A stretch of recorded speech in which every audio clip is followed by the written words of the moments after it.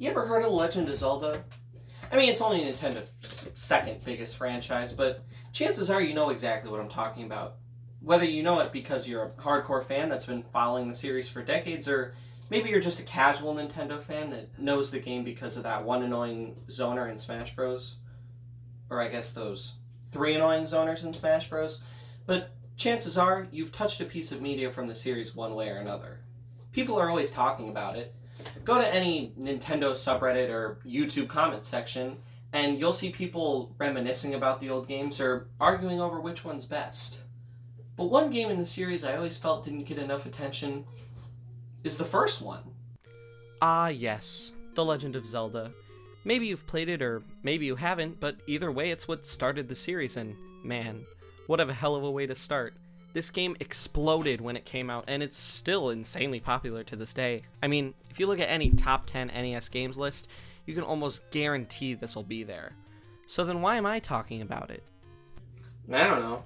I just feel like it.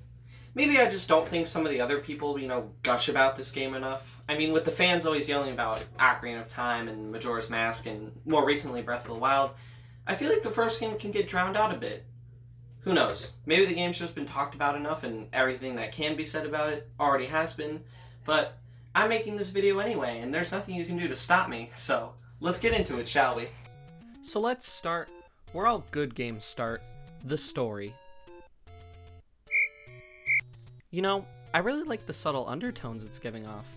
Kidding aside, the game does actually have a story. You can either find it in the manual, which I unfortunately don't have, but it's in the title screen as well, and I mean, that's it. Small enough to fit on just one screen. You've probably already read the whole thing, but just to summarize, the Princess Zelda was kidnapped by the beast Ganon, who possesses the Triforce of Power. However, before she was taken, she split the Triforce of Wisdom into 8 different pieces, and it's your job to collect them and save the day. Pretty simple, but it came out back in the 80s, and I mean, games back then didn't really have many crazy expansive stories yet, so having one at all is a plus, so it gets a pass in my book. Now let's move on to the gameplay. The game is a top-down side-scrolling adventure game where each section of the map has its own screen. Touching any open side of the screen causes it to scroll over to the next one. There are a couple instances of screens that are more 2D sided instead of top-down, but those are rare. So after starting on one of the most iconic opening screens ever and getting the sword, you're free to explore. And that right there is it. That's how you make a 10 out of 10 game. Okay, over-exaggerating aside, this game's freedom is one of the best parts about it. With games evolving over time and getting more and more complicated, it's a lot harder to just drop people into games with no tutorials or context for the story, but when a game is able to do it correctly, it just enhances the experience so much more. You feel more a part of the world by slowly learning about it instead of being told about it. But let's get back to the game. After getting the sword, you're going to be off exploring, killing monsters, finding secrets. But wait, aren't we forgetting something? Oh yeah, Zelda, that name in the title. We're supposed to be looking for Triforces, aren't we? Which leads us into the second biggest part of the game, dungeons. Or levels, as the game calls it, I guess. There's 8 of them, and they each consist of finding and exploring them and then killing the bosses at the end. Pretty self-explanatory, but they get more complicated as you go on with harder enemies, dark rooms, and hidden rooms. Seriously, level 7 is like 50% hidden rooms, and I end up running out of bombs because I forget where they are half the time. But what makes these dungeons so good is that you're not forced to do them in order. Now, there are a couple exceptions to this where you might need an item from one dungeon to get to another, but for the most part, you have free reign. Don't want to do level 1? Go do 2 or 3. Is level 6 kicking your ass? Yes?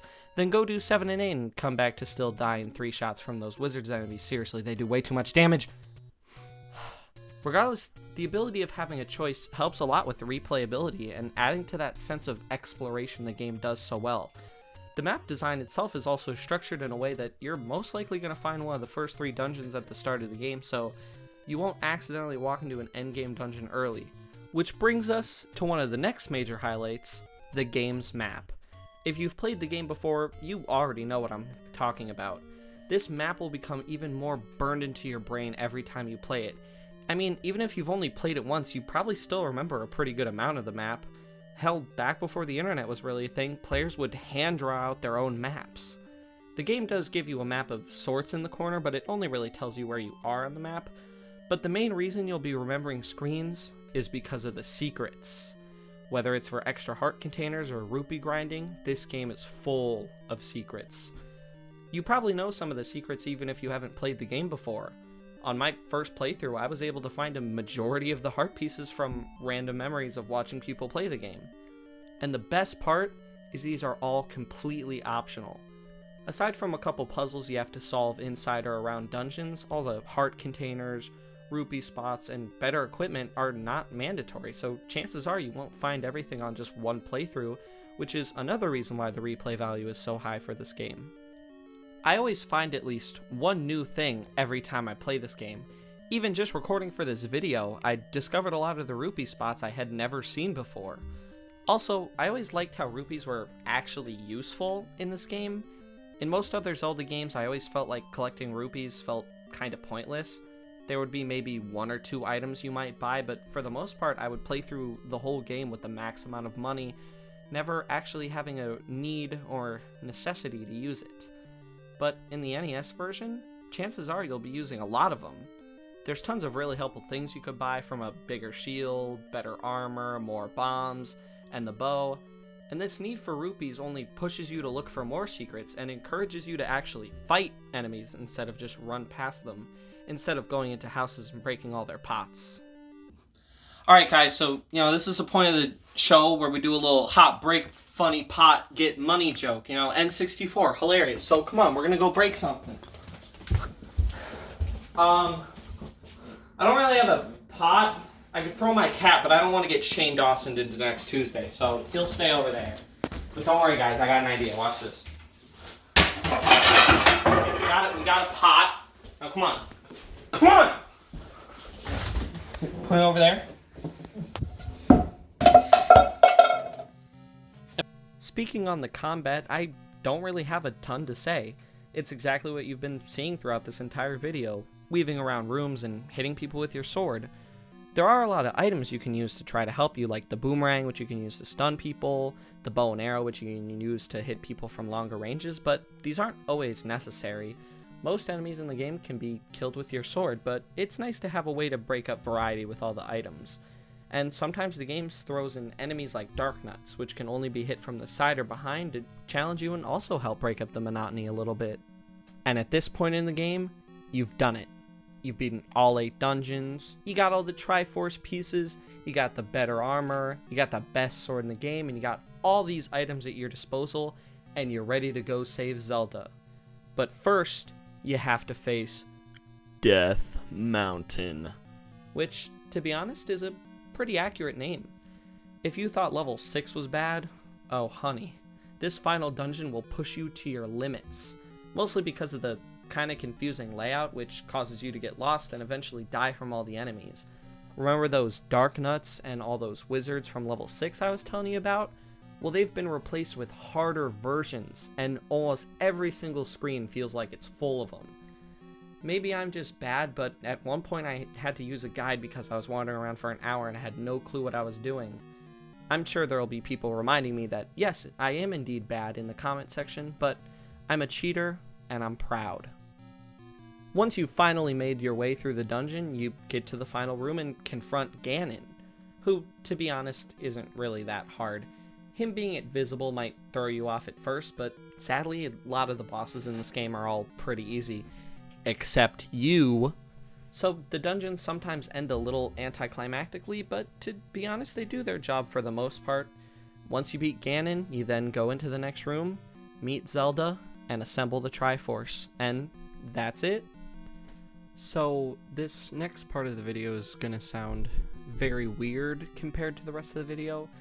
I wrote a script for this video, as you may be able to tell just because of how organized it kind of seemed, but the time between me doing all the recording and writing the script was kind of long, so I kind of forgot some of the things I wanted to bring up until I went and played the game a little bit earlier today. One of the things I forgot that I wanted to add was I had a couple things I wanted to say, like, kind of bad about the game, I guess. I mean, I don't think there's anything wrong with the game. I think it's freaking great, but there are a couple things that are kind of annoying that you might see when you start playing the game.